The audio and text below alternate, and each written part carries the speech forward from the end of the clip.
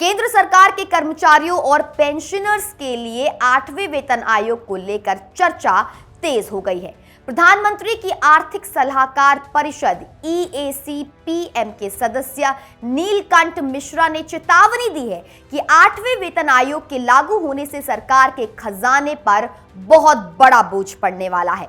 उन्होंने अनुमान लगाया है कि अगर 8वां वेतन आयोग वित्त वर्ष 2028 यानी कि फाइनेंशियल ईयर 2028 में लागू होता है तो केंद्र और राज्य सरकारों पर संयुक्त रूप से 4 लाख करोड़ रुपए से ज्यादा का सालाना बोझ पड़ेगा। लेकिन असली झटका तब लगेगा जब इसमें एरियर्स को जोड़ा जाएगा।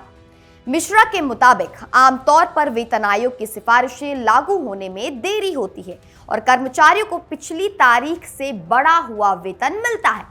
अगर 5 तिमाहियों लगभग 15 महीने के एरियर को भी जोड़ लिया जाए तो सरकार पर कुल बोझ 9 लाख करोड़ रुपए तक पहुंच सकता है।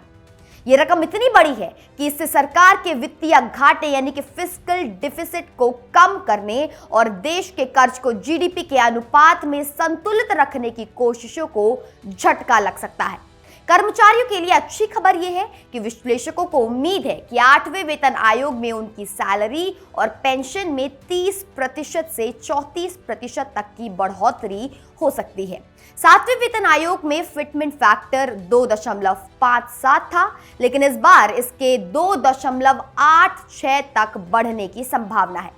इसका मतलब है कि अगर किसी कर्मचारी की बेसिक सैलरी अभी 20,000 रुपए है तो वो बढ़कर लगभग 57,000 रुपए तक हो सकती है।